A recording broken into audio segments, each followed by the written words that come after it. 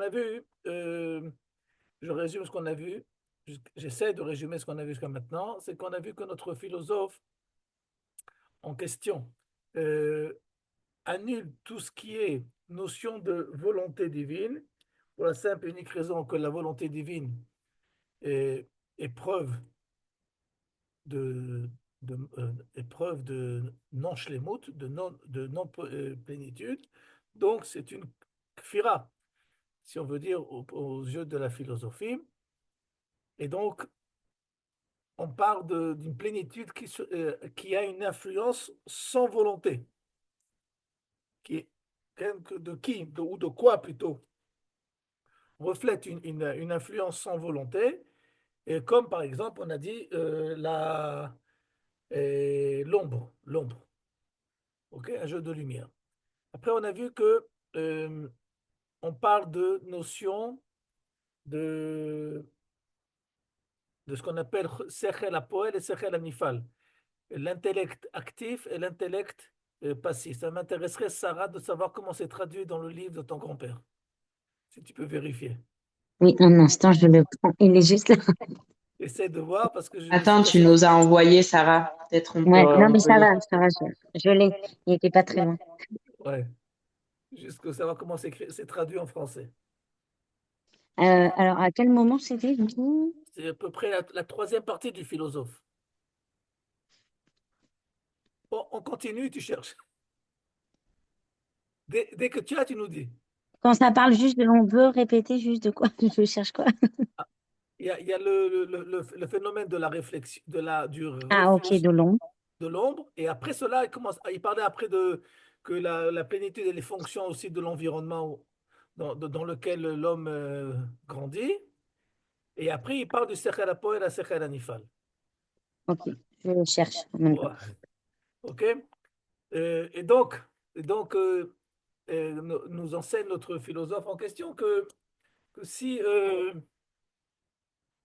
quelqu'un Oh, par ça, j'ai trouvé, je crois. vas-y, dis-nous, comment il dit en français? L'intellect agent et l'intellect passif, c'est ça? Ah, on s'est pas tellement trompé. Agent, ok, agent, Voilà. ok. Merci Il a beaucoup. écrit sur l'intellect. Bon, bref, faut voir une autre page. Il a une petite note, Ouais, quelque un chose? petit astérix. Ah, dis-nous, c'est important. Page 187. Euh,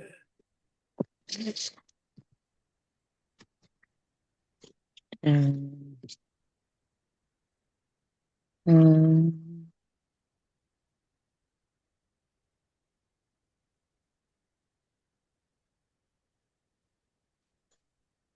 je vois pas. Le mot l'intellect agent, comme c'est traduit dans le livre, j'ai appelé ça actif, c'est un intellect de, on va dire, d'axiomes, de la conception des axiomes,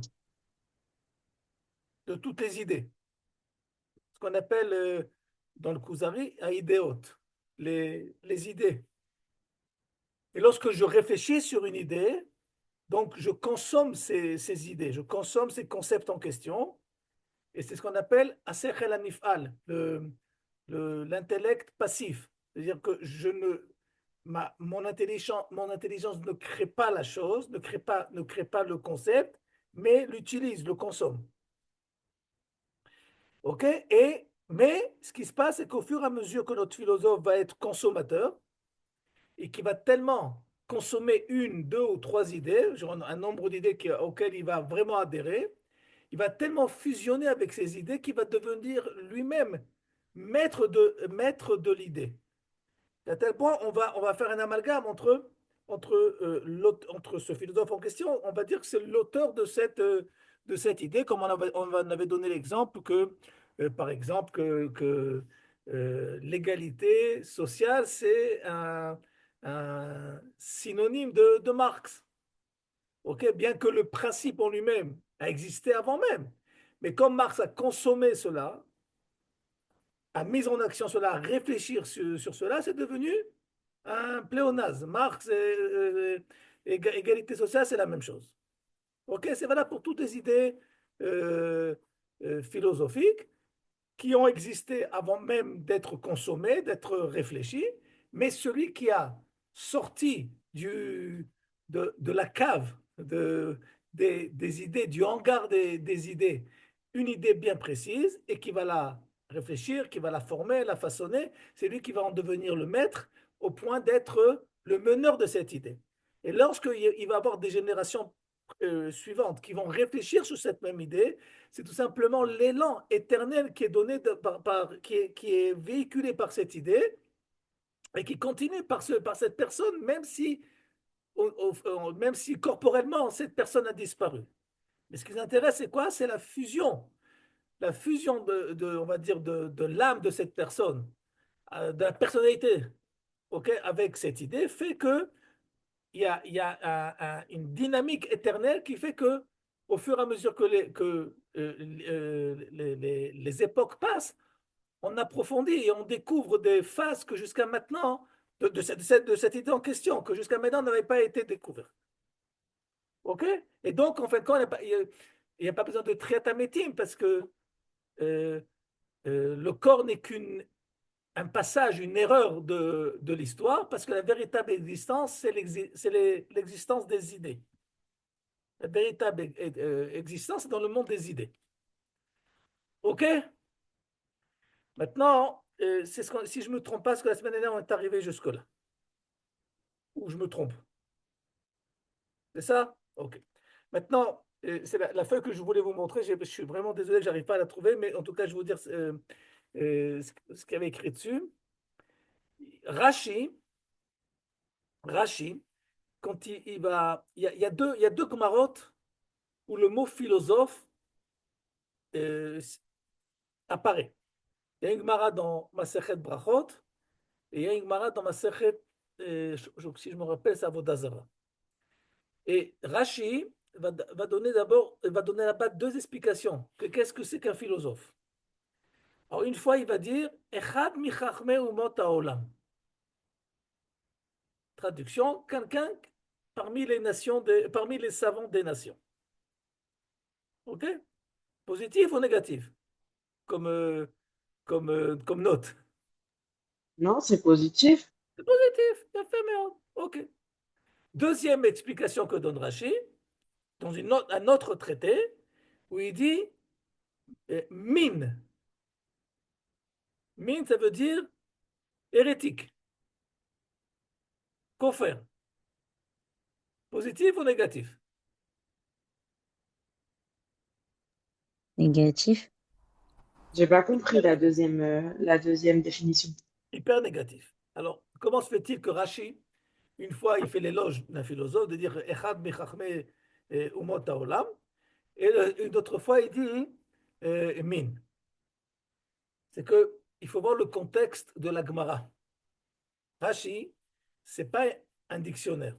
Il explique le concept de philosophe en fonction du contexte de la Gemara. Et la Gemara, lorsqu'elle parle d'un philosophe qui est non juif, Rashi dit Chacham mi chachme umot haolam. Mais lorsque la Gemara elle parle d'un philosophe juif, elle dit de lui min. On a déjà un petit peu avancé. Ça veut dire que si un juif il est philosophe, d'après Rashi, c'est un min.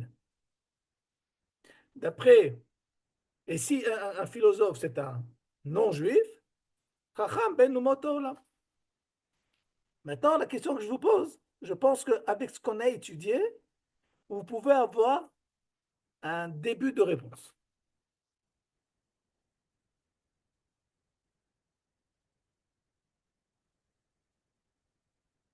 De réponse à quoi? Pourquoi Rashi parfois Bon. va déterminer le philosophe comme quelque chose de positif, Chacham ben umot haolam, et quand il parle du juif, ce bonhomme-là qui était Chacham, il est devenu un mine, un kofer. On parle du Pourquoi ne pas philosophe qu'on a rester. étudié maintenant. Pourquoi un philosophe? Pourquoi un philosophe? J'explique un peu plus la question. Pourquoi un philosophe juif n'a pas le droit d'être couronné? Au moins ça. Ça attend pas la même chose d'un juif que d'un goy. Explique ce que tu veux dire. Là, tu as dit le Je veux dire slogan, que maintenant on veut l'explication. le goy, il a le droit de réfléchir sans forcément mêler Dieu dans sa réflexion. Je veux dire, il n'est pas obligé de prendre un axiome comme quoi Dieu, il existe et à partir de là, essayer de développer. Mais il y a des philosophes qui le font. Goy. Quoi, qu'ils acceptent que Dieu existe? Bah, j'imagine. Comme on a vu dans notre Kuzari. Mm. Oui, mais il se met Donc comme, c'est ce qu'on a dit, l'explication c'est qu'il a donnée, il se met au centre du développement de sa réflexion. Et c'est par rapport à son regard à lui, à l'humain. Ça veut dire pas, je sais pas si j'arrive à développer plus que ça.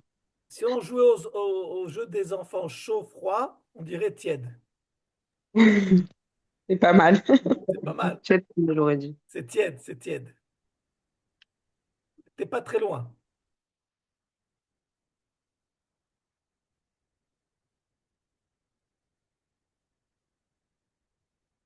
Je continue ou vous voulez essayer?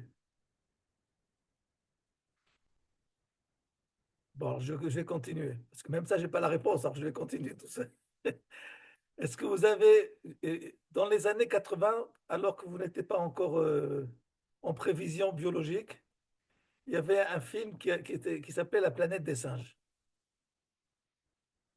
C'est quoi, c'est quoi en deux mots, rapidement, le film La planète des singes? Qu'est-ce qui se passe au genre humain si les singes utilisent les propriétés humaines, l'intelligence humaine? C'est en deux mots tout le film. Ce qui veut dire que quoi? Que lorsque je prends des propriétés qui ne me sont pas appropriées et que techniquement je vais pouvoir peut-être les utiliser, alors je suis censé arriver à une catastrophe. J'explique. On revient maintenant à notre philosophe. L'homme qui peut devenir philosophe, chaque homme, genre humain, qui peut devenir philosophe, s'il décide de faire une carrière de réflexion, par rapport à la dimension de la prophétie, c'est comme la planète des singes. J'explique un peu plus. La prophétie, comme on a expliqué, on n'a pas vraiment encore expliqué, mais on a un petit peu goûté, c'est tout simplement le dévoilement de la réalité objective à l'homme. Ok, c'est un dévoilement divin. Vous pouvez répéter?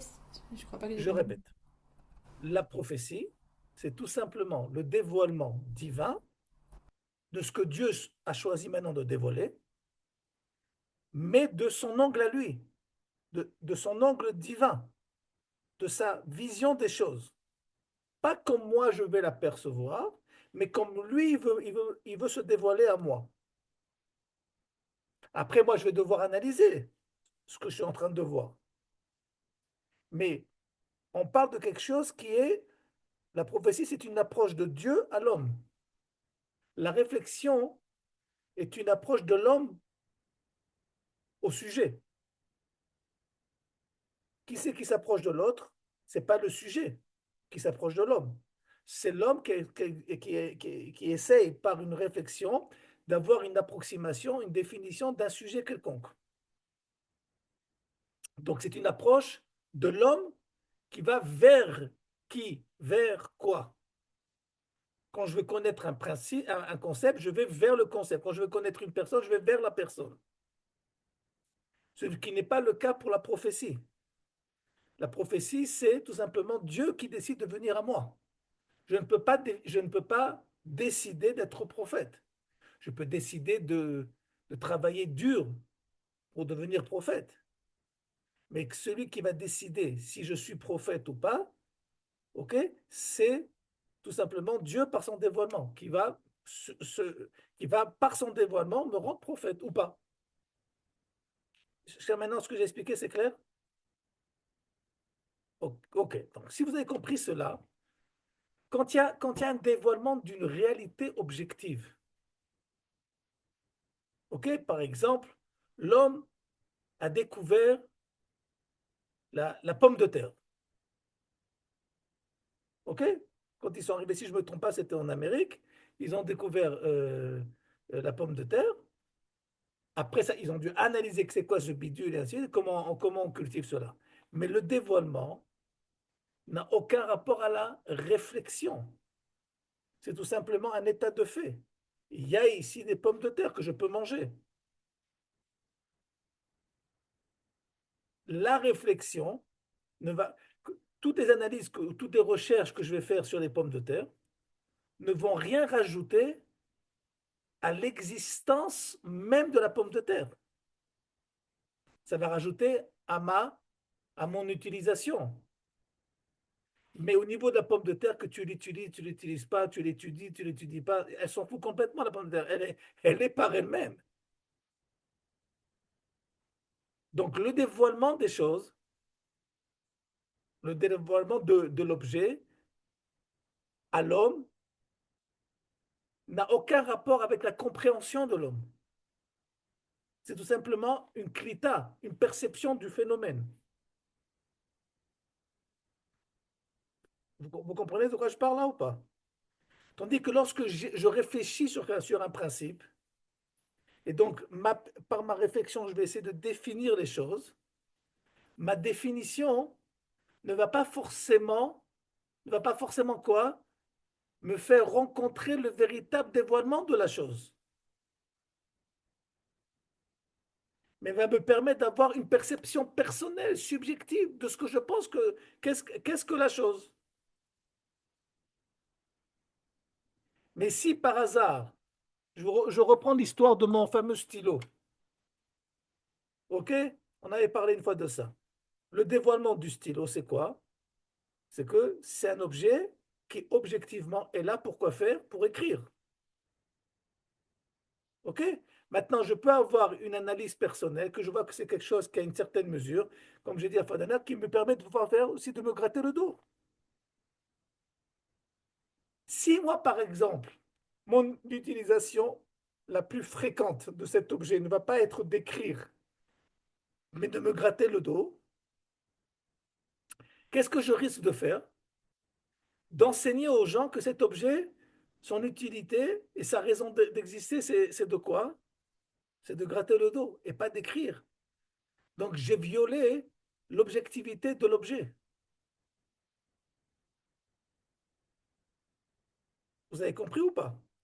Ce qui veut dire que la réflexion, aussi puissante qu'elle puisse être, elle n'a pas d'autre possibilité que de rester subjective. Subjective à l'homme, subjective à l'époque où il vit, subjective à la communauté dans laquelle il grandit, subjective aux connaissances de l'époque, subjective à la culture dans laquelle il vit. Mais jamais l'intellect, la compréhension, la réflexion va pouvoir va me donner l'expérience du dévoilement de la chose. Pour pouvoir dévoiler, pour pouvoir avoir l'expérience de quelque chose, il faut que j'accepte l'échelle à laquelle l'objet veut avoir une relation avec moi. Ça peut être par la vue, ça peut être par le goût, ça peut être par n'importe quoi d'autre. Mais la réflexion, elle ne fait que définir les choses. Et dès que je définis les choses, je ne peux pas les faire autrement que de façon subjective. Donc, donc lorsque un philosophe qui n'a pas de prophétie, qui ne fait pas partie du peuple des prophètes, qui est le Ham Israël, va avoir des réflexions de théologie sur la question divine, du rapport de Dieu avec l'homme et de l'homme avec Dieu. et qui va avoir plus ou moins certaines conclusions ou certaines réflexions ou certaines idées. Qu'est-ce que va nous dire Rashi? C'est Chacham mi Chachmei Umot Haolam.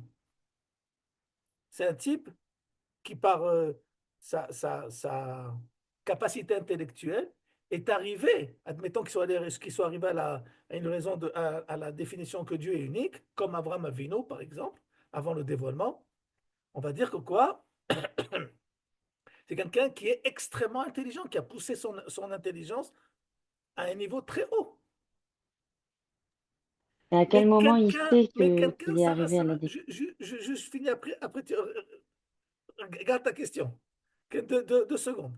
Mais quelqu'un qui ne vit pas, la, ne vit pas la dimension de la réflexion, mais la dimension de la prophétie, du dévoilement lui-même. Donc, avoir une conclusion intellectuelle à la place à la place d'une expérience prophétique, c'est de la kfira, c'est un dérapage, c'est la planète des singes. Ça veut dire qu'il, lui, il a eu le cadeau de pouvoir vivre la dimension de la prophétie, du dévoilement objectif de Dieu. Et qu'est-ce qu'il va faire? Il va utiliser une dimension beaucoup moins grande que la prophétie, qui est la recherche intellectuelle, qui a été donnée à qui? À l'homme non prophétique. Donc c'est un exemple que Rachid va dire. Lorsque nous avons affaire à un goy qui n'a pas eu le cadeau, qui n'a pas eu la fréquence prophétique dans son identité, donc la réflexion humaine qui va l'amener au monothéisme, c'est waouh, c'est un type extraordinaire. C'est une merveille. Mais si ce même phénomène, il se passe chez un Ben Israël ou Bat Israël, qui sont censés vivre la rencontre avec Dieu, pas par l'approche de l'homme à Dieu, mais par l'approche de Dieu à l'homme,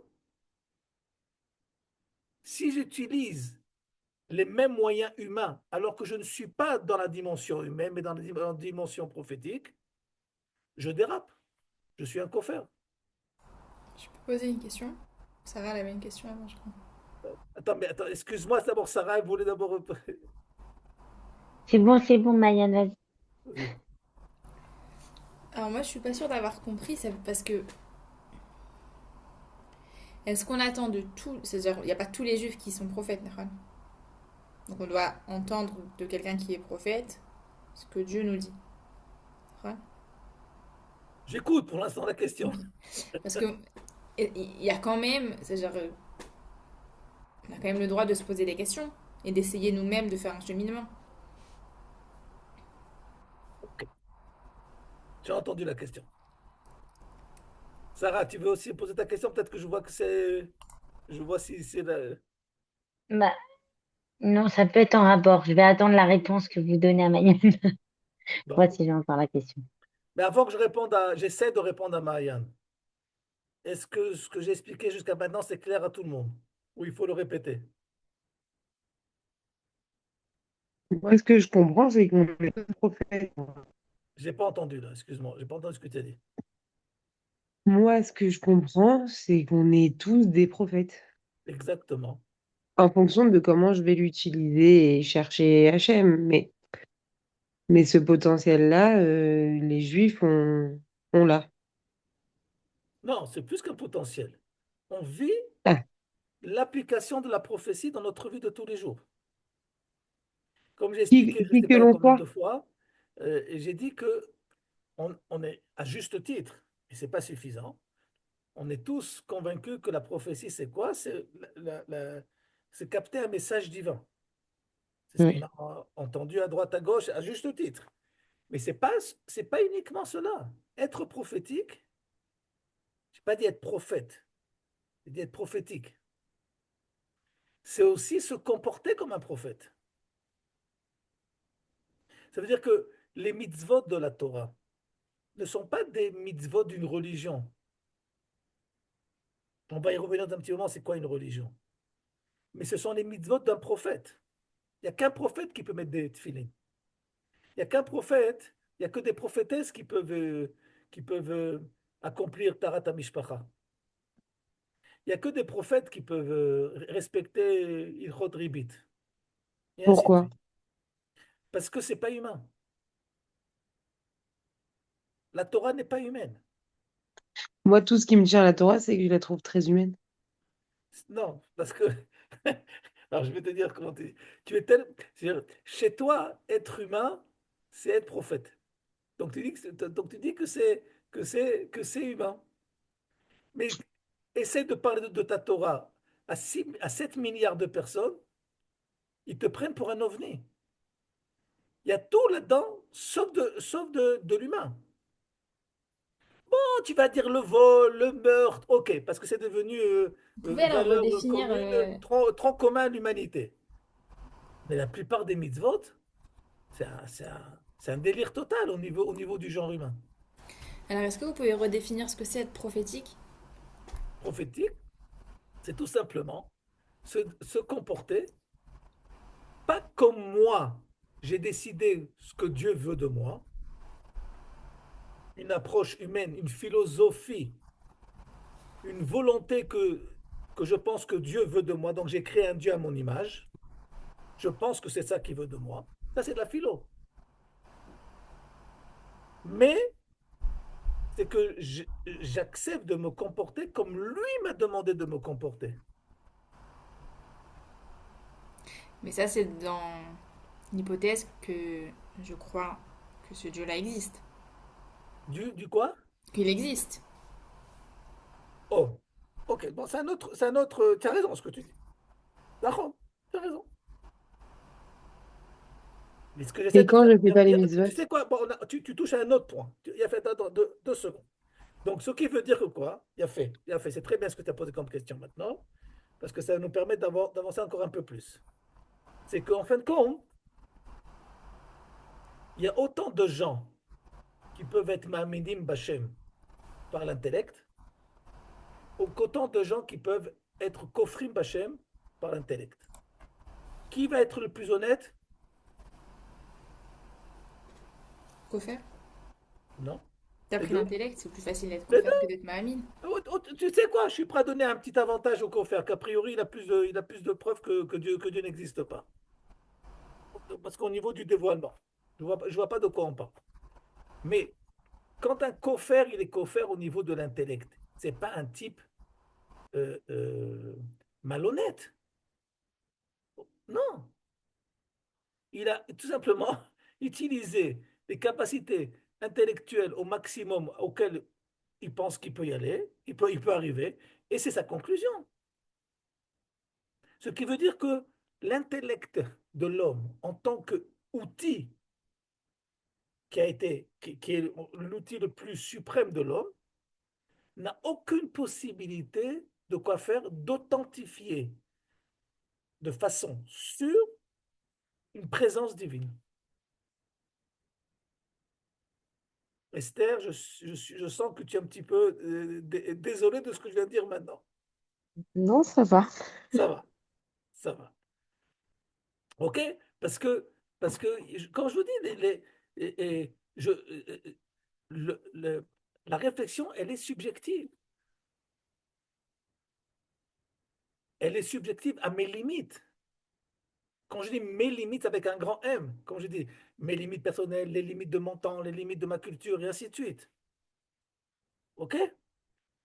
Donc, je ne peux pas réfléchir plus que ce que je suis. Donc, je n'ai pas la possibilité d'authentifier quelque chose par l'intellect, alors que cette chose, son état d'être n'est pas intellect. Imaginez quelqu'un qui n'a jamais vu une banane dans sa vie. Il ne sait pas ce que c'est une banane. OK? Mais on lui explique qu'il y a un truc qui ressemble à une moitié de lune, un tiers de lune, qui est jaune, ainsi de suite. Il va essayer par son intellect de quoi faire, essayer de penser à cette idée, à créer ce phénomène qui s'appelle la banane. Maintenant, est-ce qu'il va être sûr que la banane existe? Non. Peut-être que oui, peut-être que non. Combien? 50-50.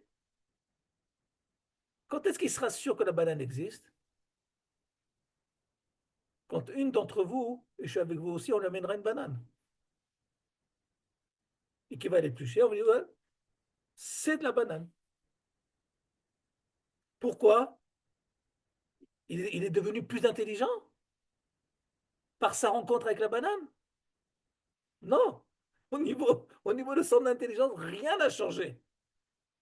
Simplement quoi?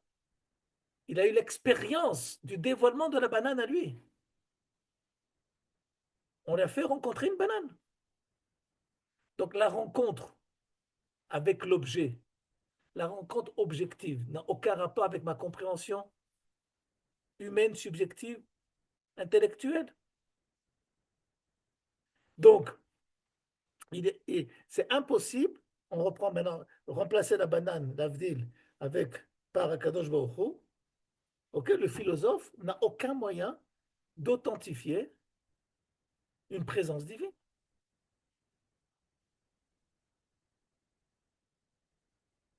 Donc c'est la raison pour laquelle que le philosophe qui va arriver dans sa conclusion à oui, une présence divine, sans l'authentifier, mais par une réflexion.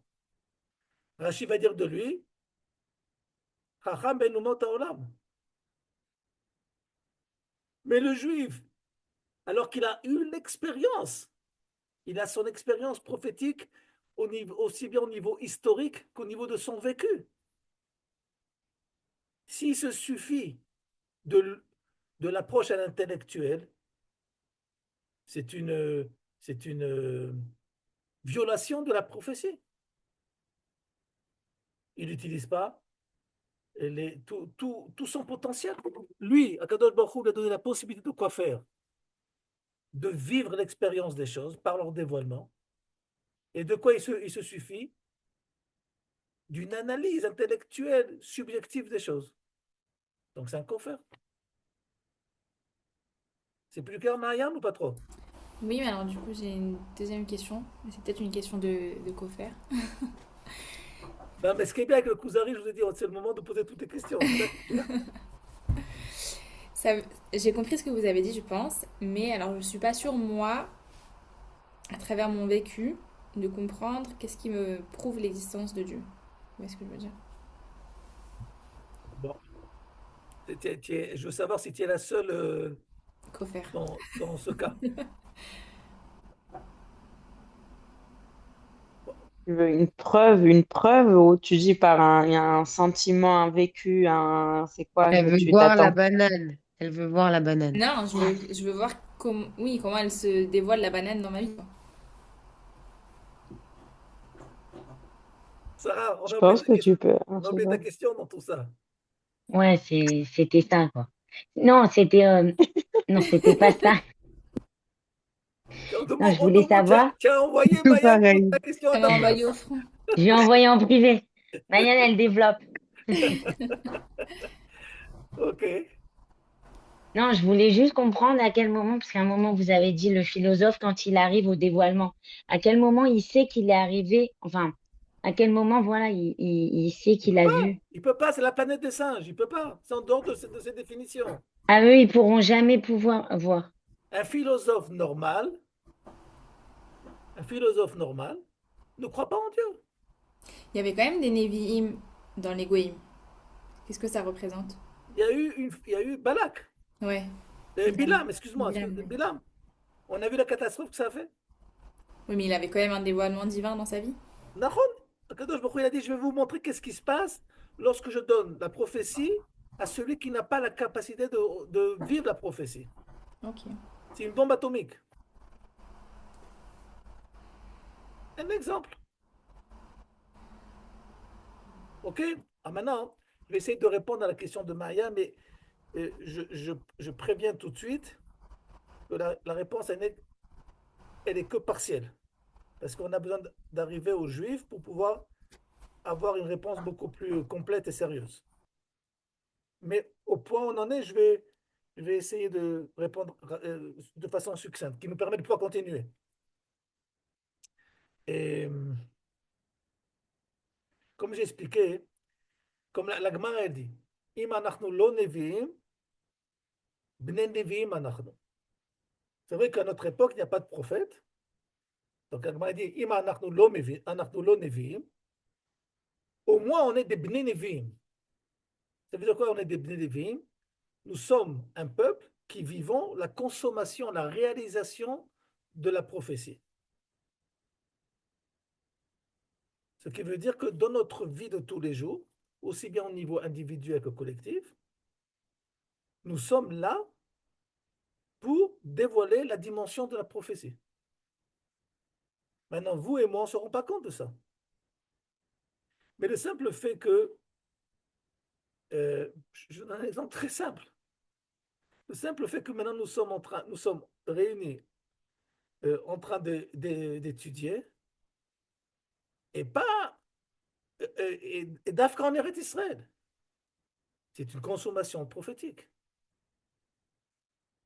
C'est des prophéties qui ont été dites il y a 2000 ans en arrière, et que vous et moi, nous avons la chance et le mérite et le devoir de réaliser dans notre vie de tous les jours, de la façon la plus simple, la plus profane, si je peux dire, en menant notre vie la plus simple. Métro, boulot, dodo, il n'y a pas de métro, mais quand même. Parce que nous sommes des consommateurs de prophéties. Nous sommes le seul peuple qui peut dire aux autres et d'abord à soi-même, d'abord à nous-mêmes, que nous vivons une vie tracée par la prophétie, un programme bien établi par la prophétie. Je ne suis pas une nouveauté, je suis simplement l'application d'une action prophétique. C'est ça que ça veut dire être prophétique. Du coup, ça m'engage. Mais bien sûr, ça t'engage, parce que plus tu te rends compte de l'ampleur de de ton identité, donc tu te rends compte aussi de l'impact de ta responsabilité, bien sûr. Mais ce que j'essaie de faire comprendre, c'est avant l'engagement, comme tu as dit, c'est le deuxième stade. C'est de se rendre compte comment, comme j'ai dit, j'ai pas aucun problème d'utiliser le mot profane. Comment, dans notre vie la plus profane, nous sommes des Bnei Nevim, au sens le plus pachou du terme. Est-ce que vous comprenez cette idée ou pas trop? Parce que d'après vos visages, je suis pas sûr. Mais est-ce que c'est possible que Dieu, donc, il accomplisse sa prophétie sur nous finalement, mais qu'on ne mérite pas, c'est désadapté? D'accord. Il y a des cas pareils comme il y a. Alors Ramchal, Rabbi Moshe Chaim Luzzatto, il en parle. Il y a des cas où il y a un certain décalage entre le bien de Dieu et le stade, la situation de la génération. Exemple, exemple, la sortie d'Égypte. C'est un grand mérite de sortir d'Égypte, mais la génération qui est sortie d'Égypte, elle était au 49e degré d'impureté, ce qui ne correspond pas au mérite de sortir d'Égypte. Mais Kadosh Baruch Hu, il a d'autres intérêts que le sort humain. Il a aussi ce qu'on appelle le règne divin. Non, mais c'est un autre sujet immense. On ne va pas entrer là-dedans parce que sinon on ne s'en sort pas. Mais c'est un sujet par lui-même. Mais à vos visages, je ne suis pas convaincu que j'ai réussi à vous faire passer le message. Je donne un autre exemple plus cru, on va dire. Je vais un peu plus cruel. Je m'excuse. Je m'en excuse à l'avance. Il y a 2 ans en arrière, il s'est passé en Eretz Israël un pogrom. OK? 1200 morts en un jour. Qu'est-ce qui s'est passé? C'est pas le premier pogrom que Israël subit dans sa triste vie de galoute. Que faisait l'âme Israël quand il subissait un pogrom aux périodes antécédentes? Qu'est-ce qui se passait? Comment on réagissait? Partez. Partez. On baissait la tête. Slicha, lo amarnu kloum, on s'en va. Qu'est-ce qui s'est passé? C'est ça que les goïms n'ont pas compris. C'est pas possible. Jusqu'à maintenant, tous les programmes qui ont eu lieu depuis 2000 ans en arrière, chaque fois qu'on leur frappait dessus, ils ont baissé la tête. Et ils ont dit, Slicha, cette fois-ci, ils se sont battus. Ils ont fait une guerre, 2 ans de guerre. D'où ça vient ça? Réalisation des prophéties. Je ne peux pas faire autrement. La prophétie en Chutz La'aretz, c'est de baisser la tête. La prophétie en Eretz Israël, c'est de combattre. Donc on voit qu'il y a un changement. Ça dépend pour qui? Comment? Ça dépend pour qui? Ça veut dire quoi, ça défend pour qui? Ça veut dire quoi? De combattre. Ça dépend pour qui? La plupart des gens veulent le combattre. S'il y a encore des pacifistes dans notre société, ils sont on s'appelle en faillite. Tout le monde comprend que, tout le monde comprend. Vous connaissez l'histoire avec, je crois que je vous ai raconté cette histoire que sur des faits réels historiques à l'époque féodale, vous savez qu'il y avait un sport, il y avait un sport à l'époque des rois féodaux, des féodaux que il y avait des disputes philosophiques entre les curés et un homme et un rabbin. Et à la fin de cette dispute, de cette discute, ok, si le rabbin en question n'avait pas répondu aux questions, en général c'était des questions de théologie chrétienne, ainsi de suite, et ben, la communauté se faisait tuer. C'était le prix, le salaire à la vie. Alors, ça, c'est le fait historique. Là, il y a une blague, une histoire blague qu'on raconte pour comprendre que parfois on peut vivre un même événement de façon différente. Une fois, il y a un jour un roi qui a envoyé un curé qui a envoyé un émissaire pour chez la communauté juive pour faire cette fameuse dispute philosophique. Et quand on sait le prix de la dispute en question, alors personne ne veut y aller, ni le rabbin en question. Et il y avait un clochard de la communauté. Dans chaque communauté, un type assez bizarre comme ça. Il a dit, puisqu'on est déjà tous foutus, je vais y aller moi pour savoir de quoi on parle. Donc il est allé à la rencontre. Alors imaginez-vous comment là-bas, le roi en question, le curé en question, ils ont été extrêmement vexés et offensés de comment regarder qui c'est qui nous envoie. Bon, alors que le roi en question, il a dit à ce curé, file-en rapidement. Donc ça va se passer rapidement. Et le curé, il nous dit à notre rabbin en question, à notre soi-disant rabbin, c'est le clochard en question, il lui fait comme ça. Et le juif, il réfléchit, il lui dit comme ça. Bon, le curé se tourne vers le roi, il lui dit, il a répondu. Deuxième question. Le curé, il lui montre sa main. Et notre juif en question, il lui réplique par le poing.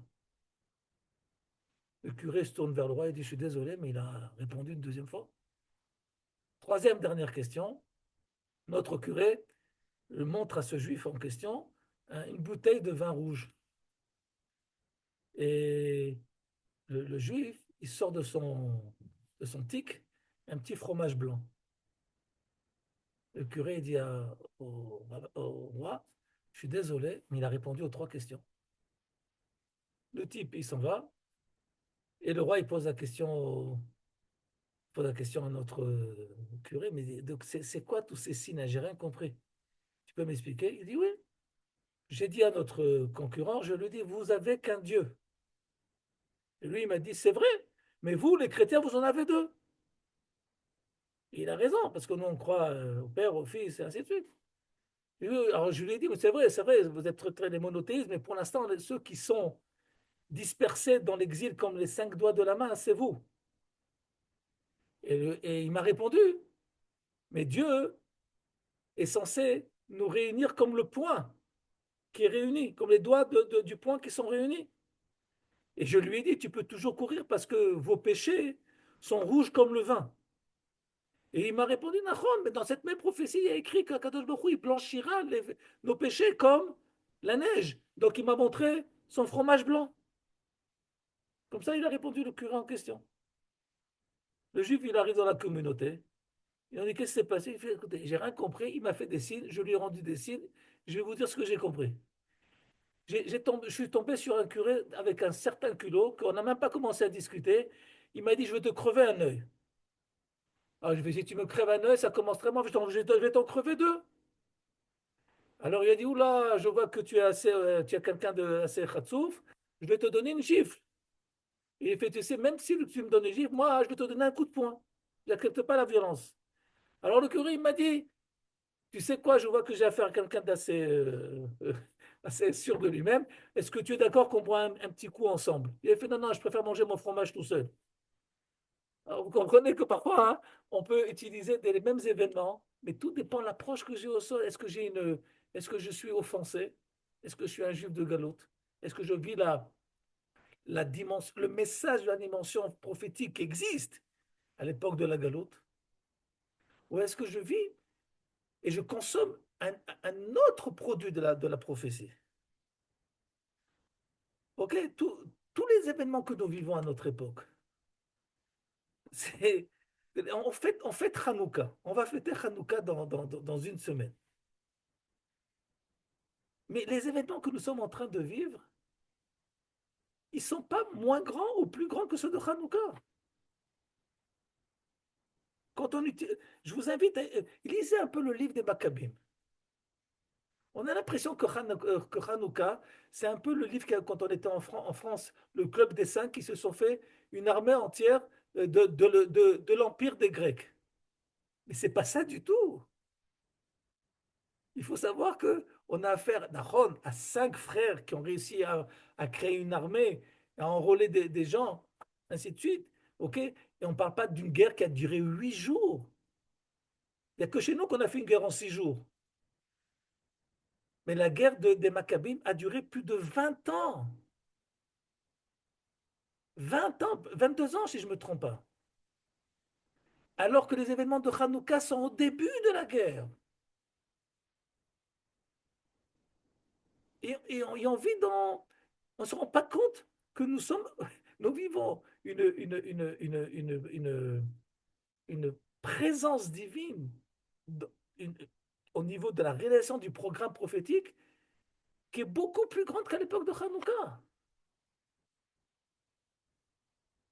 Est-ce que vous savez combien d'Arabes sont juste au-delà des frontières d'Israël? 174 millions d'Arabes entre le Liban, la Syrie, la Jordanie et l'Égypte. 174 millions d'Arabes. Combien de Juifs ici? À tout casser, 8 millions. Ils essayent de faire quelque chose. Ça ne marche pas. C'est pas Hanouka. C'est pas un programme prophétique. C'est de ça qu'on parle. Tu vois on a fait la guerre à l'Iran il y a 6 mois en arrière. Ils n'ont pas compris ce qui leur est arrivé. C'est pas de la prophétie.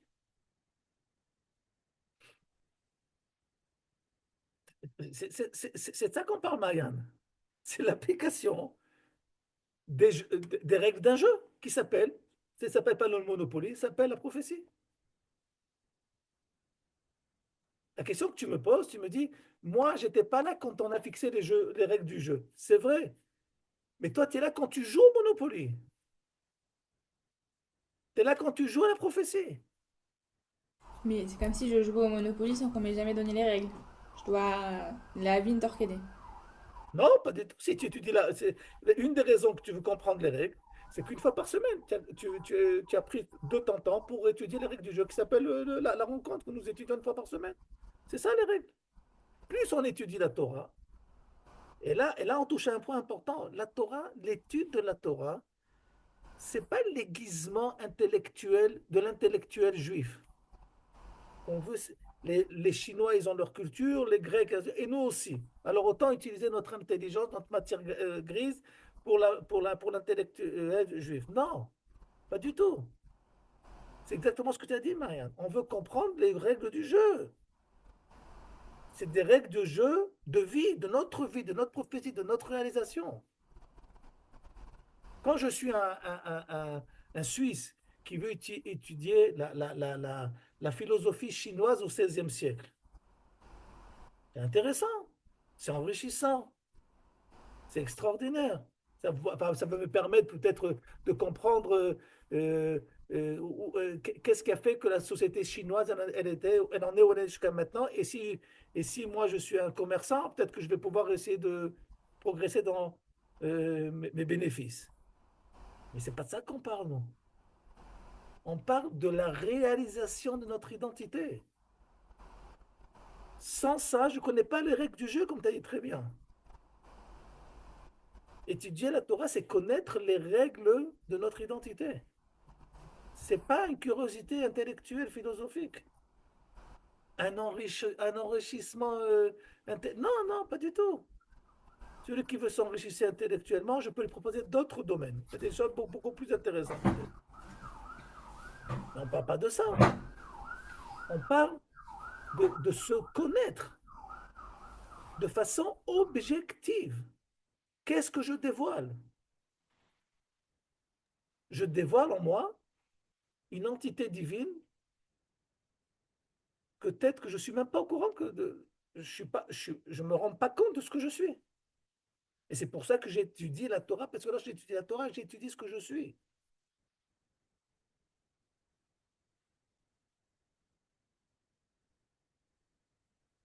Le moment de poser les questions. Hein. Moi, j'ai une question. Je vous rappelle qu'on est en petit comité pour ça. Non, mais on dirait que du coup, des fois, c'est comme vous l'avez exposé, que des fois, c'est pas dépendant de moi, en fait, finalement. Ça veut dire, le jeu, il avance.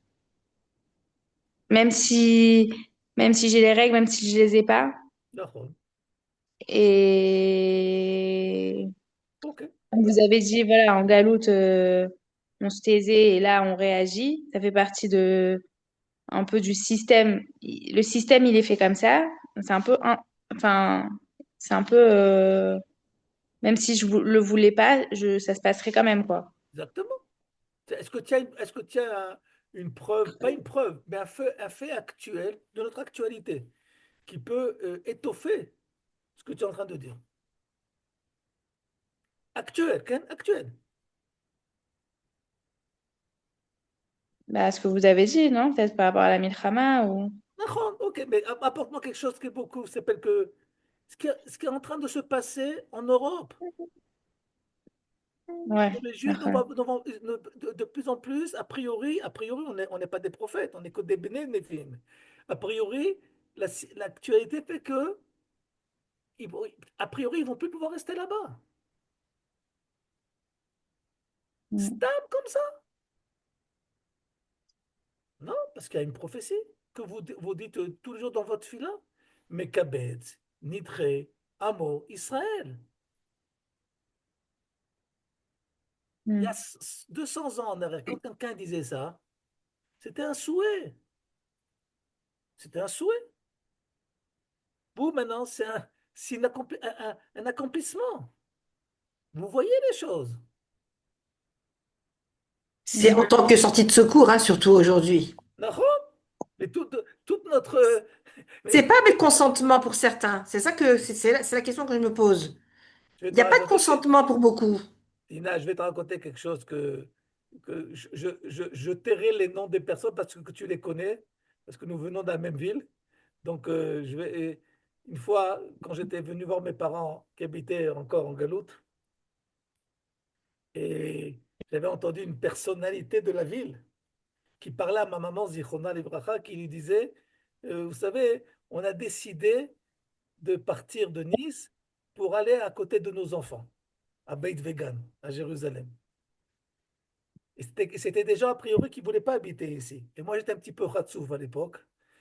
Et je lui ai dit, vous voyez, Madame X, en Israël, on vient ou par idéologie ou par obligation. Je dis, mais l'essentiel, c'est qu'on vienne. C'est tout. Celui qui comprend le libre arbitre, alors il essaie de s'identifier à la volonté divine, à la prophétie. Comme elle a dit Bathsheba, Mais du coup, il s'emplit de responsabilités. Mais celui qui veut subir le sort divin de la prophétie et souffrir toute sa vie, ouais, mais du coup, est-ce qu'on pourrait expliquer, par exemple, l'idée tout à l'heure que vous avez dit que le philosophe, chez le juif, c'est un coffère, et chez le non-juif, c'est quelqu'un qui peut avoir une intelligence. Est-ce que ça voudrait dire que, en fait, finalement, le juif, il a pas de choix, enfin, il a pas vraiment, il est dans un wagon qui est en route, quoi. Je sais pas comment expliquer, genre, il roule. et dans ce wagon, il peut Et avoir des les- kofrim. Oui, mais et le non-juif, en fait, il roule pour lui. Je sais pas comment expliquer, ça veut dire, il est tout seul, quoi. Non, Donc, il peut se permettre d'avoir, il est téléspectateur, il regarde ce qui se passe. Il regarde le développement des événements prophétiques. Mais il n'y participe pas, il regarde. Il ouais, contemple. Et quand il contemple ça, il peut être très content ou il peut être très malheureux. Il peut être pour et il peut être contre. ouais, Et moi, je connais beaucoup de juifs qui sont des lames d'anim, mais qui sont des philosophes. Ce pas des prophètes. Ils ne vivent pas une Torah de prophétie, ils vivent une Torah d'intellect. Je ne sais pas si mm, vous comprenez de quoi je parle. ouais. Il y a plein comme ça. Je sais pas si ma question. Euh, ouais, en gros, là, en tant que juive, en fait, je suis un peu déboussolée parce que j'arrive pas trop à mettre dans ce projet l'application des mitzvot. En fait, pour dire plus simplement, quand on est petit, enfin, même je suis encore petite, on met toujours en premier plan les mitzvot. Et les mitzvot, moi, je suis arrivée à une conclusion que et c'est une aide pour devenir quelqu'un de bien. C'est ma conclusion. Pour moi, je fais pas les mitzvot forcément pour une récompense, pour Dieu. Je suis pas dans ça. Je pense que Dieu, il m'a donné un Kéli, un mode d'emploi pour être le meilleur de moi-même et révéler aussi ce qui est bon autour de moi. Maintenant, les mitzvot, on les a mis, ça dirige toute notre vie, du matin au soir, au matin, de manière, je mange, je me couche, je me marie, j'éduque mes enfants, tout, c'est les mitzvot. Mais là, en fait, quand je rentre dans ce qu'on dit là, je sais pas, j'ai l'impression que les mitzvot, c'est la dernière roue du carrosse. J'ai l'impression que Béhémet, je peux être le meilleur des juifs en étudiant, en acceptant cette prophétie, en mettant Dieu, devenir mamache un prophète et faisant partie complètement de la prophétie, et donc par derrière de l'étude. Et j'ai pas de mal à dire que finalement, avec tout ce que je vais m'imprégner, alors je vais arriver au mitzvot. Mais, mais pourquoi alors on est un peu chamboulé? Parce enfin, nous tous, le commun des mortels juifs, quoi, ils peuvent mourir en n'ayant fait que des mitzvot. Alors, elle a quoi cette place? Dieu, il a fait quoi? Pourquoi il a mis les mitzvot? Vous avez compris la question? Je vais dire de façon un peu plus... parce elle est gentille, Bathsheba. Donc, mais moi, je vais dire un peu plus, ça s'appelle crûment ce qu'elle a voulu dire. OK? Ça nous sert à quoi, tous ces actes-là de mitzvot qu'il faut... à quoi on joue? Alors, la réponse, elle est double. Si nous étions des philosophes, ça sert à rien. Si le judaïsme était une philosophie juive, les juifs ont leur philosophie, comme les Chinois ont des philosophies, la même façon que les Chinois, ce qu'ils font, ça sert absolument à rien. De la même façon que les Français, ce qu'ils font, ça sert absolument à rien, même si c'est des grands philosophes. De la même façon, si notre judaïsme était le fruit d'une réflexion philosophique à culture, à tendance juive, ça ne servirait absolument à rien. Même ma tfila, même la tfila, parce que je prierai à un Dieu dont j'ai créé l'image, l'identité de ce Dieu. Donc ça ne sert à rien. L'unique raison que j'ai de faire les mitzvot n'est pas une approche philosophique, mais, encore une fois, un dévoilement divin, prophétique, qui m'a inculqué au niveau de mon identité de base, ma nature, quels sont les actes, pas que je dois faire, c'est sûr que je dois les faire, mais quels sont les actes par lesquels mon identité a la possibilité de se dévoiler d'abord à moi et après aux autres. Lorsque je fais une mitzvah, le plus important, c'est pas que je fasse la mitzvah. On n'est pas à la macolette. Excusez-moi, le judaïsme, c'est pas passer à la coupa, à la caisse à la fin.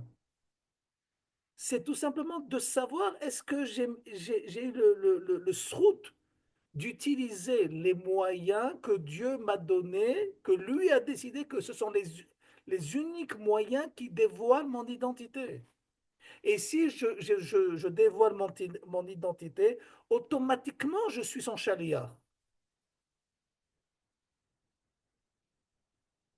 Mais je ne suis pas. Le judaïsme, c'est pas une compétition de, de, de, de course, de course dans la macolette Ça, c'est de la religion. Mais on parle, encore une fois, je vous invite à revoir votre préface du Messilat Yesharim. Si vous faites un sondage dans la rue juive et que vous posez la question quel est le but du juif dans le monde, 99% des juifs vont vous répondre Kiyom Torah ou Mitzvot. Messilat Yesharim, il dit c'est faux. Le but du juif dans le monde, c'est Dvekut Bachem. Ça, c'est le but. Et pour qu'on puisse, et pour qu'on puisse se coller à Dieu, il faut une colle. Quand je veux coller deux éléments qui sont séparés, il faut que j'ai une colle. Il dit le message Sharif, la colle, c'est les mitzvot. Alors les gens qui font des mitzvot, le but, c'est comme si quelqu'un qui veut coller deux parties, il fait du but la colle, pas le fait qu'il soit collé.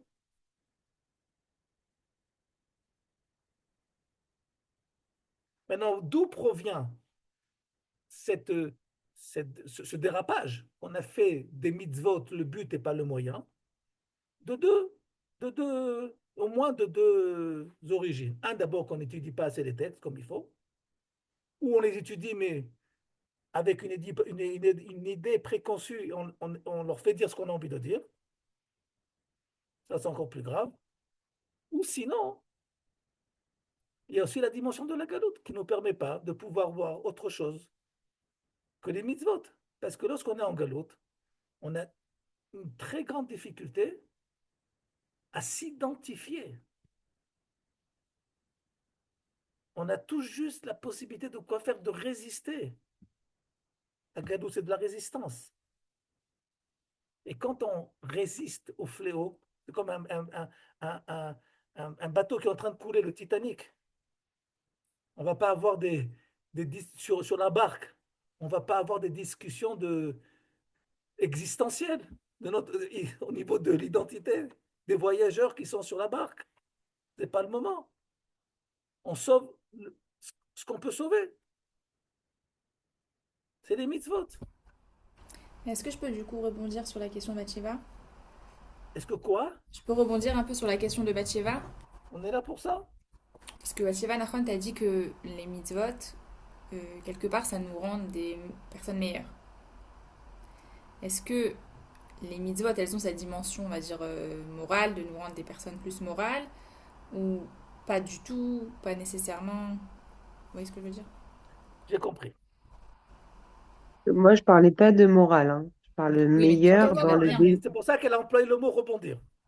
ah, je parle meilleur dans le dessein d'Hachem, pas du Ok. tout vis-à-vis de Ah, pas Regardez ce qui quelqu'un de s'est bien passé en tant maintenant. que... de Regardez ce qui manière s'est passé absolue. maintenant. C'est non, très quelqu'un de important ce qui s'est parfait. passé.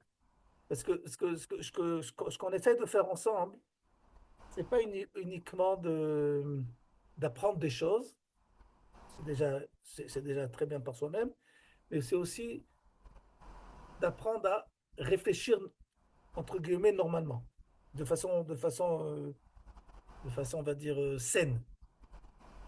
La question qu'elle a posée maintenant, Maria, c'est quoi? C'est, en deux mots, est-ce que les mitzvot sont morales? C'est ça qu'elle peut dire? Non, Non, non. je disais, est-ce que les mitzvot, elles ont un but de nous rendre des personnes morales selon la morale divine, finalement? Ah, ok.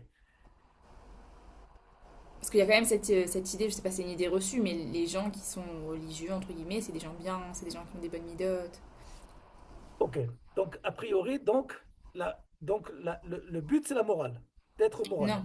Mais est-ce que Derech Hagav, c'est aussi un kivun ou est-ce que Ma question c'est est-ce que c'est intrinsèque J'ai compris. Ah, à la mitzvah il a ou fait. est-ce que c'est pas Bon, alors, nécessairement? je vais devoir aussi nagdim et tameuchar, mais je vais le dire maintenant. Ok? Rappelez-vous que tôt ou tard, on le reverra ce que je vais dire maintenant. Ok? Comment vous dites morale en hébreu? Moussa. Moussa. D'accord? Ok. Ça vient de quelle racine? Mes sœurs. Messer. Même sa mère resh. Ce qui veut dire, quand on Message. traduit Transmettre. quoi? Transmettre. Transmettre. Comment de transmettre, on est arrivé à morale? On peut dire parce que la morale se transmet. Bien fait. Ok, ça, c'est le pshat. Première chose. Deuxième chose, vous rendez compte, il faut se rendre compte que le mot moussar, au niveau, grammaire, c'est ce qu'on appelle un poual. Moussar, poual. Ça veut dire que c'est un passif terminé. C'est clair ou pas ce que je viens de dire maintenant? C'est un passif terminé. C'est pas Nimsar qu'il est en train d'être transmis, mais il a été transmis. Donc, pour qu'il y ait un moussar, les filles, quelque chose ne peut être, il ne peut avoir une situation, un état de moussard, que s'il y a quelqu'un qui est mossère. C'est clair ce que je viens de dire maintenant? Pour qu'il y ait une situation qui s'appelle un bidule qui est moussard, il faut que ce moussard que quelqu'un qui est le mosser l'ait transmis. D'accord? Donc, qu'est-ce qui fait que le moussard est moussard? C'est qu'il a été transmis. Pas qu'il a une valeur éthique en lui-même, mais tout simplement qu'il provient d'une origine. Et celui qui va recevoir ce moussard, il a la possibilité d'être moussari. Ça veut dire de vivre ce moussard, cette chose qui lui a été transmise. Ce qui veut dire, si vous continuez l'idée, que le moussard ne peut être moussard, comme on a dit très bien, parce qu'il y a un mousser, et le seul mousser que nous avons dans notre monde, c'est Dieu. Donc le moussard ne peut être que divin. Ça n'a aucun rapport avec la morale, avec l'éthique. Aucun rapport. Le simple fait que Dieu nous transmet une de ses volontés, sa volonté transmise s'appelle Moussar. Shabbat, c'est Moussar. Quelqu'un qui ne fait pas Shabbat, c'est pas qu'il n'est pas religieux, c'est qu'il n'est pas Moussari. Et vous pouvez comprendre cette phrase si vous vous déconnectez du mot moral. Il ne vit pas la transmission. Il ne vit pas la dimension de la prophétie transmise. C'est ça le Moussar. Et dans les mitzvot, puisque les mitzvot elles ont été transmises, par Matan Torah, par l'intermédiaire de Matan Torah, mais par le Moser, qui est Akadosh Baruch Hu, donc toutes les mitzvot sont conductrices de Moussar, de Retzon Hashem. C'est clair où il faut reprendre? Donc ça a répondu, si vous avez compris, à la question de Marianne. Que il faut, il faut comprendre, il faut faire différence entre deux choses. Entre Moussar et Derech Eretz, ce sont deux choses différentes. Derech Eretz, c'est ce qui peut exister chez les goïms. Bien se comporter. Donc, j'ai pas besoin de faire les mitzvot pour avoir un derech eretz. C'est-à-dire que c'est Donc, pas les mitzvot qui m'amènent à avoir un derech Derech eretz. Eretz, Kadma la Torah. Oui, mais ça veut dire qu'il n'y a pas un but dans les mitzvot de nous amener vers un derech La, eretz. la Torah, les mitzvot de la Torah, pas la Torah, les mitzvot de la Torah, elles t'amènent à être moussari. Moussari, mais pas un derech eretz. Non, Ok. c'est Mishnah Meforeh, Derech Eretz, Kadma la Torah. Plus que ça, celui qui n'a pas de Derech Eretz, oy va avoy s'il touche à la Torah. C'est une catastrophe. Parce qu'il va, il va exprimer ce qui a priori est moussari de façon complètement tronquée parce que le moule qui s'appelle le Derech Eretz est mauvais. Et donc, je vais faire un amalgame entre ce qu'il fait et le Moser, qui est Dieu. Ça s'appelle Chilul Hashem.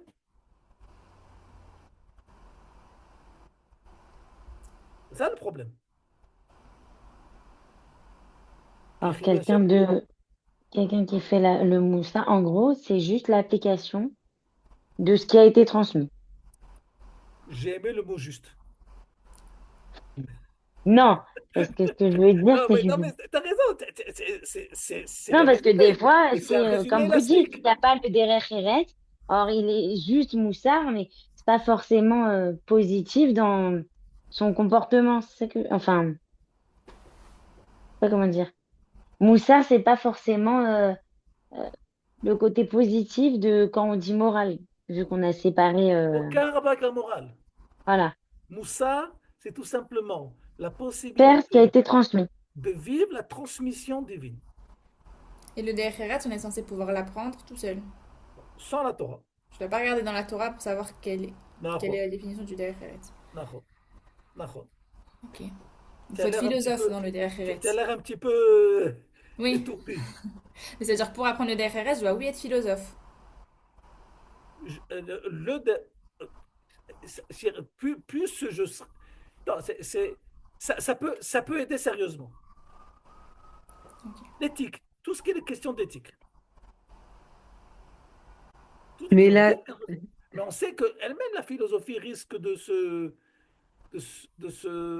Prendre à son trouver propre. dans une énigme ou dans un, comment on appelle ça en français, un labyrinthe. Mhm. Et c'est plus vraiment Ça veut dire que par définition, si c'est moi qui définis le derech eretz, il sera subjectif. Il n'y a pas un derech automatique. eretz absolu. Le derech eretz, il est subjectif, il a fait. Ok. T'as tellement raison dans ce que dans ce que tu vas dire, dans ce que tu as dit maintenant. Je vais apporter un enseignement de Manitou sur ça. Lorsque les Israël sont sortis d'Égypte et qui a écrit dans la parasha de Béchalach qu'Akadosh Baruch Hu n'a pas voulu les faire passer derech Plishtim. Alors, si vous avez un petit peu la carte dans votre tête, ils étaient à Alexandrie, plus ou moins, les Bnei Israël. C'est sur le bord de mer méditerranéen. Et les Plishtim, c'est Gaza, actuel. Donc, il suffisait de quoi faire de longer la côte pour entrer en Eretz Israël. Qu'est-ce qu'il leur a fait à Kadosh Baruch Hu? Il leur a fait descendre jusqu'au Sinaï, la péninsule, et remonter par l'Arabie Saoudite, la Jordanie, et ils sont rentrés à plus ou moins, pas plus ou moins, mais à Shrem. OK? Et donc, le pshat, c'est quoi? C'est que, pourquoi Kadosh Baruch Hu ne les a fait pas passer derrière Plishtim? À cause de la guerre. Parce que Israël était encore esclave. Et, et que c'était pas le moment de faire la guerre. Alors Ashkenazi, il pose la question, mais il dit, le fait qu'il soit descendu en bas, Ça n'a pas répondu à la question, il y a eu d'autres guerres. Donc, au niveau projet divin, si tu comprends les choses comme ça, c'est raté. C'est que quoi? Non. Kakadosh Baruch Hu, il ne voulait pas qu'il rencontre le Derech Eretz chez la Plishtim. Il ne voulait pas qu'ils aient un contact au niveau on va dire,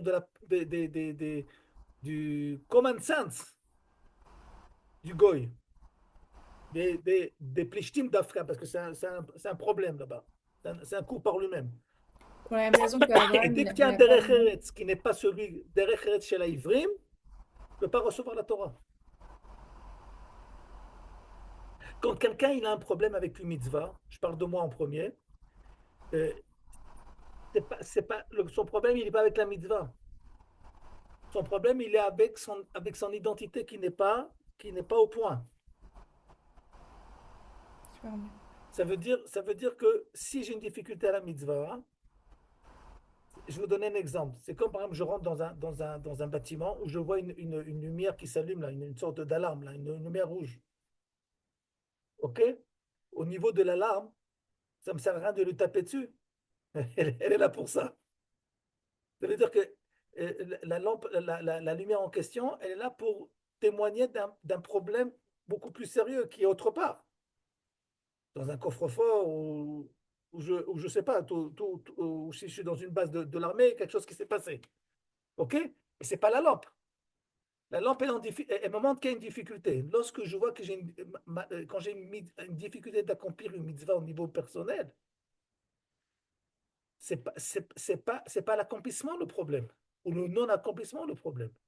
Le problème, c'est qu'il y a quelque chose en moi, en moi-même, dans mon identité, qui m'empêche pour l'instant de pouvoir voir cette mitzvah comme ma réalisation personnelle, naturelle. Donc, c'est pas en me cassant la tête sur la mitzvah que je vais l'accomplir plus. Mais c'est de comprendre en quoi cette mitzvah, qu'est-ce qu'elle éveille en moi, quelle opposition qu'elle éveille en moi. Qu'est-ce qui me dérange en moi, pas dans la mitzvah, qu'est-ce qui me dérange en moi vis-à-vis de cette mitzvah.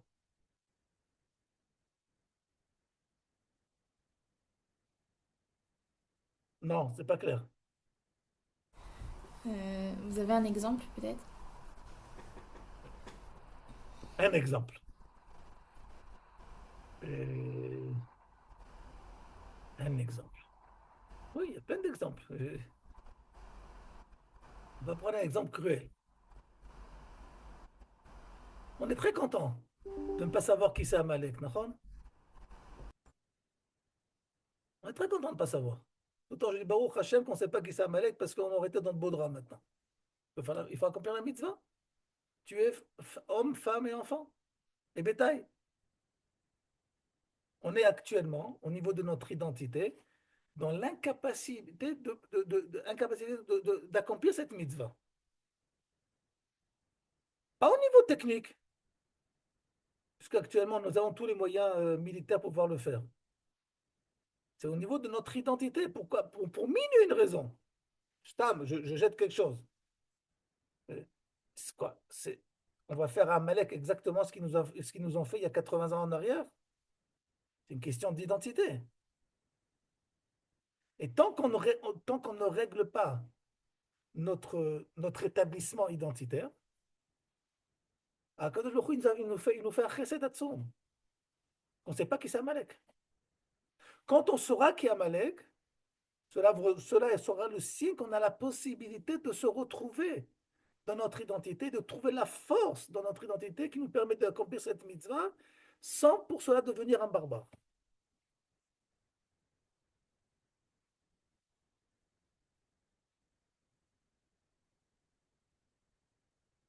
J'ai pris un exemple extrême. Mais ça dépend du regard des autres. Ça, c'est pas que par rapport à nous. Non, c'est surtout Même par si rapport à nous, moi. on est. Surtout par rapport à moi. Moi, actuellement, tu sais quoi, je parle de Moshe. Moi, Moshe, pour l'instant, je remercie le bon Dieu qu'on ne sait pas qui c'est Amalek. Je n'ai pas la force de faire ça. C'est exactement ce qui s'est passé avec Shaoul et Agag. Il n'a pas eu la force de faire ça. Shmuel, il est venu, décapité. Ça veut dire quoi que Shmuel, c'est l'avdil ben Kodesh lechol, ben Atameh vataor, c'est מה, זה Rambo? Non, c'est que le lien de Shmuel à son identité prophétique est tellement profond qu'il ne, qu'il ne sent rien, il n'a aucune perception de cruauté dans ce qu'il va faire.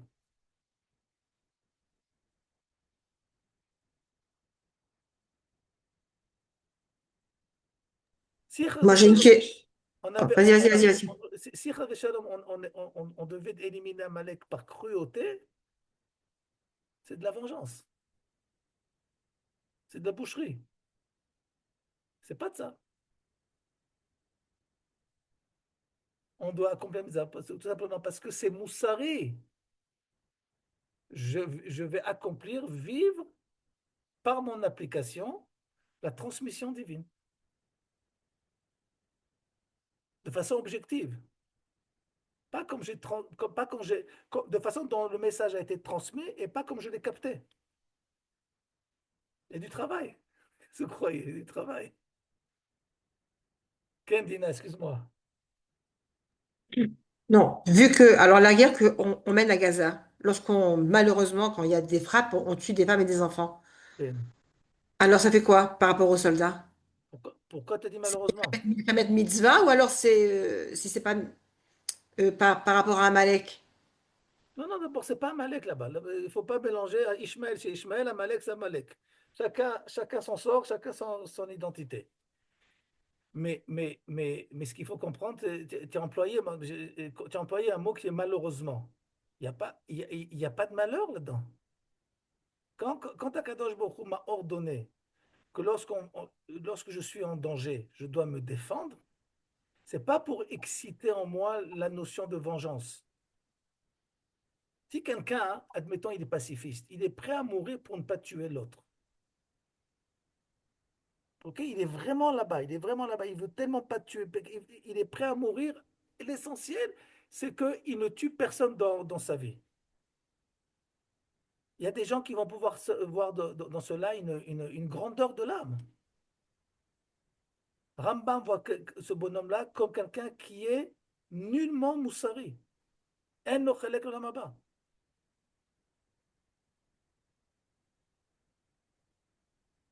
Et pourtant, il a Ben, dit. à Gaza, pardon, à Gaza, on peut parler, pardon, mais quand on apprend qu'il y a des terroristes qui meurent, on est content. Mais ça veut dire quoi être content? Encore une fois, si Et je dans le, suis. c'est pas, je vais te dire franchement, moi, c'est presque même à la limite de la vengeance, oui, c'est même pas une remède mitzvah par rapport à Oui, moi, à mon homme personne, hein. Mais quand ok. je sais que, par exemple, que des monstres, ils ont été tués, Baruch Hashem. Ok, mais ça c'est envie, c'est pas une mitzvah, c'est une permission. C'est permis à l'homme de ressentir ce que tu ressens.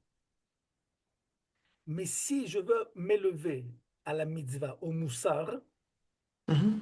je dois comprendre que ce que je suis en train d'éliminer pour l'instant, c'est tout simplement, je l'élimine pas parce qu'il me dérange, pas parce qu'il a pour moi un obstacle dans ma vie, pas parce qu'il est une menace, c'est parce que Dieu me l'a demandé. Et parce que c'est Dieu qui me l'a demandé, qui me l'a transmis, donc je deviens moussari pour cela. Si j'élimine mon ennemi par protection ou par vengeance, c'est de la subsistance, c'est pas du moussard. Pour que je puisse être moussari, il faut que Akadosh Baruch Hu m'ait dévoilé sa volonté quant à ce sujet en question. Où Dieu s'est dévoilé, je suis moussari.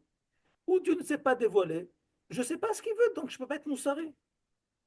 Je peux être un type bien, je peux être derech eretz, mais je ne peux pas être moussari. Je peux être moussari uniquement s'il y a une messira. Donc, milchemet mitzvah, c'est pas euh, une défense, on va dire, instinctive. Ça, c'est pas besoin de Torah pour ça, c'est du derech eretz. Lorsqu'on te donne une gifle, tu rends un coup de poing, comme dans notre histoire. Ça a besoin de Torah pour ça. Qu'est-ce qu'elle a fait? Qu'est-ce qu'il a fait à Kadosh Baruch Hu par la mitzvah de Mechemet mitzvah? Il a rendu l'acte d'ôter la vie à un ennemi, c'est un sacré acte, comme un acte moussari, où je vis la transmission prophétique. Parce que si je reste à la dimension humaine philosophe, je peux avoir des avis, des opinions opposées. Qui a dit que la guerre règle tous les problèmes? Qui a dit que pour pouvoir subsister, j'ai le droit d'ôter la vie à X, et ainsi de suite? Mais dès que je suis en situation, en état, en dimension de moussard, donc je comprends que je n'ai plus affaire à une approche subjective des choses, mais à une application de l'objectivité divine. Et c'est ça actuellement tout le problème ou toute la recherche dans la société israélienne. C'est la grande question, qu'est-ce qu'on fout ici? Qu'est-ce qu'on fait ici? Alors, la plupart des gens croient qu'on est venu ici par Herzl. Ce qui historiquement parlant, c'est vrai. C'est l'intermédiaire, c'est le moyen. Mais on est là par Moussard. Parce qu'on a reçu comme transmission prophétique que nous allions revenir. Elle ne nous a pas dit comment et par qui. Elle nous a dit que la fin des choses, vous allez revenir. Et par notre simple vie ici, comme je répète, la façon la plus profane, j'accomplis en moi l'objectivité de la prophétie. Donc je suis Moussari. Et celui qui ne vit pas ce retour, il n'est pas Moussari. Actuellement, vous avez 8 millions de juifs, je ne sais pas combien, comme ça on dit, 7 millions et quelques, qui sont, au niveau de cette mitzvah, sont plus moussarim que d'autres. Parce que par adhésion ou pas par adhésion, ils accomplissent la transmission de la prophétie divine, d'être ici.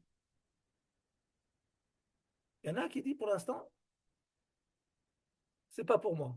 Le problème, c'est pas l'acte, c'est l'identité. Je reviens, c'est l'identité. Pardon de ce que je vais dire. Pardon. Je m'excuse. C'est honteux ce que je vais dire. C'est honteux. La Torah ne fait pas le juif. Bien sûr, c'est exactement. Non, non, non, Animéot Mistaïret, parce qu'il y a beaucoup de juifs qui Non, mais étudient là, la je suis entièrement Torah. d'accord avec toi. Je dis que J'aime quand on est d'accord avec moi, j'aime.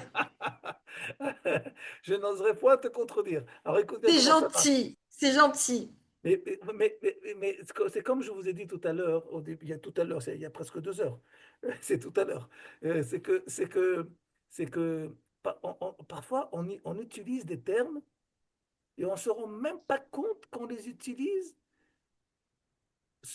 qu'on ne les utilise pas en fonction de l'objectivité du terme. J'explique ce que je veux dire. Quand on dit Torah d'Israël, Torah d'Israël, c'est un état construit, ce qu'on appelle un terme construit. Qui définit l'autre? Torah d'Israël, qui définit l'autre?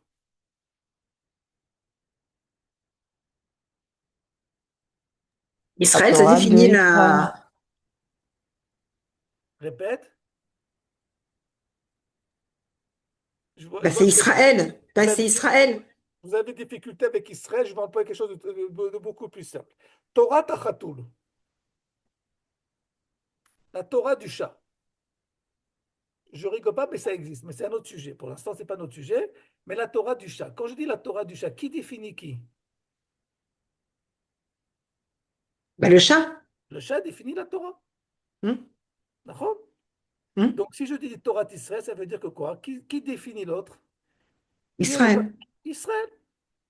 Donc, il ne peut avoir de Torah que s'il y a Israël d'abord, que s'il y a une identité qui s'appelle Israël. Gauche et Shomer Shabbat. Chayav Mita. Un gars qui fait Shabbat, il est Chayav Mita. Mais pourtant, il fait la Torah. Il n'est pas Israël. La planète des singes. On revient au même sujet.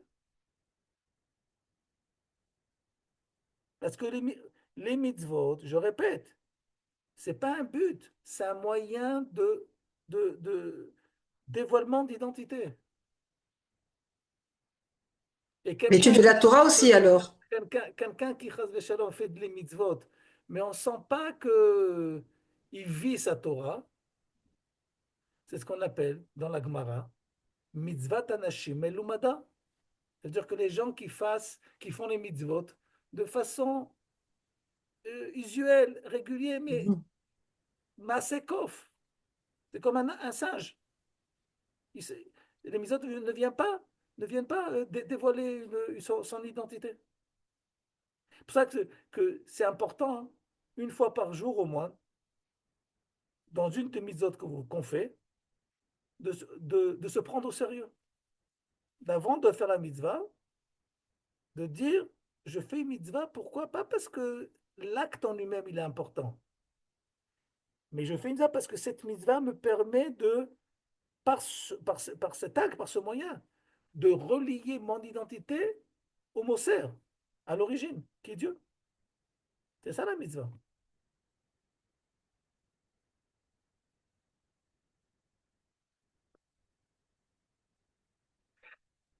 Je pensais qu'on allait avancer plus rapidement aujourd'hui, mais ok. Et juste pour savoir, moi, ça ne me dérange pas, mais ça vous va au niveau du rythme, je veux dire des choses? Parce qu'on est encore dans le philosophe. On n'a pas passé le chrétien, on n'a pas passé le musulman. Et le juif, là. Mais si ça vous va au niveau du rythme, que ça vous permet de vous exprimer, de poser des questions et de vérifier certaines choses, moi, j'ai aucun problème. Mais il faut me dire, je ne suis pas prophète, je ne suis que fils de prophète. Moi, j'arriverai pas à suivre si ça va plus vite. Ok. Moi aussi, personnellement, Ah, ça me va, mais Ça va. pas Bon, je vous ok. suis aussi. ouais, moi aussi, Nous, c'est bien. on apprend de bonnes notions hein, quand même. Hein. C'est important. Donc, c'est bien. Ok. Besséder Gamo. Qu'est-ce qui se passe la semaine prochaine pour Hanouka? On allume Ça des va être bougies, compliqué, je crois. Ça va être compliqué. on mange des Non, beignets. ça dépend Je un sais peu pas de. dire. Voilà, je voulais juste vous dire quelque chose, maintenant vous faites comme vous voulez, mais je vous donne matière à réfléchir. Je sais que c'est compliqué à Hanouka. Je sais parce que chacun il va allumer à droite, à gauche. Donc je sais que c'est un petit peu compliqué. Mais essayez de réfléchir que si on annule la rencontre de à Hanouka, c'est un petit peu accomplir le programme des Grecs. Surtout qu'il y a 2 dimanches à Hanouka. Non, c'est deux fois le jour du Seigneur. OK? Euh, donc, je reconnais qu'il y a les missibot avec les enfants, tout ça et tout. Si vous pourriez ça peut être trouver un jour, même si si vous avez la force de faire un peu tard, une fois que tout le monde ça serait bien. C'est Hanouka, ça veut dire que c'est notre vengeance sur les Grecs. Mais encore une fois, je sais que c'est un peu compliqué. Donc, c'est à vous de voir. Voyez entre vous et tenez-moi au courant. Sinon, on se rencontre dans 3 semaines. C'est ça que non, Non, mais la semaine non, à d'après, vrai c'est dire, sûr qu'on peut faire lundi, non, par c'est exemple, vrai, c'est vrai. maximum. Si Dans après, trois après semaines, c'est le, Noël, c'est pas possible. c'est comme par exemple, déjà, tu as parlé de Noël. Vous savez que chez les chassidim, et même chez certains juifs ashkénazes, beaucoup, le soir de Noël, à minuit, ils arrêtent d'étudier. On n'a pas le droit d'étudier la Torah. Voilà. Alors, tu vois, encore une fois, ça, ça, ça, c'est pour montrer. Je vais vous raconter une histoire, vous allez comprendre c'est quoi ce minag. Il y a un jour un type qui s'est baladé dans un Beth Knesset à Kafot de Simchat Torah. Et il a vu que à un certain endroit, il était invité. Il a vu que dans ce Beth Knesset, à un certain endroit quand il faisait la Kafot, tout le monde se baissait. Il dit, j'ai jamais vu un minag pareil, moi je ne sais pas d'où ça sort. Donc il a appelé, il a demandé au gabay d'où il vient ce minag et tout. Ah, il fait non, je vais t'expliquer. C'est qu'avant qu'on arrange le bête à Knesset, ici il y avait une poutre. Et donc à chaque fois qu'on faisait la kafo, tout le monde se baissait, c'est tout. Donc tout le monde s'est arrêté là. Ce qui s'est passé pour le soir de Noël, l'Avdil, c'est exactement l'histoire de la poutre. Il n'y a aucun truc sérieux d'arrêter d'étudier Chas Shalom à Noël. Le seul jour où on arrête d'étudier, et encore, on trouve des excuses d'étudier d'autres livres. Ça Tisha B'Av.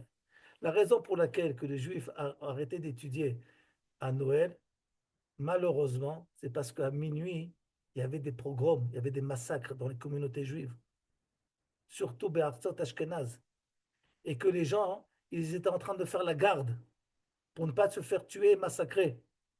Pas parce qu'ils voulaient manifester contre la naissance d'un pekno. Ok? C'est simplement, c'était une sorte de picor nefesh. Alors, continuer à faire ce minag, alors qu'actuellement, Baruch Hashem, on n'est plus dans cette situation, c'est continuer à faire le minag de la poutre.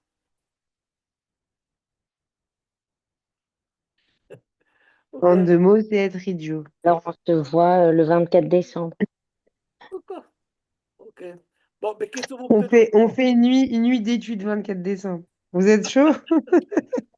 C'est d'accord. Yalla, kol tov lachem. Merci. Zakou Au Baruch. revoir. Erev Tov. Merci beaucoup. Merci Hanouka beaucoup. Sameach.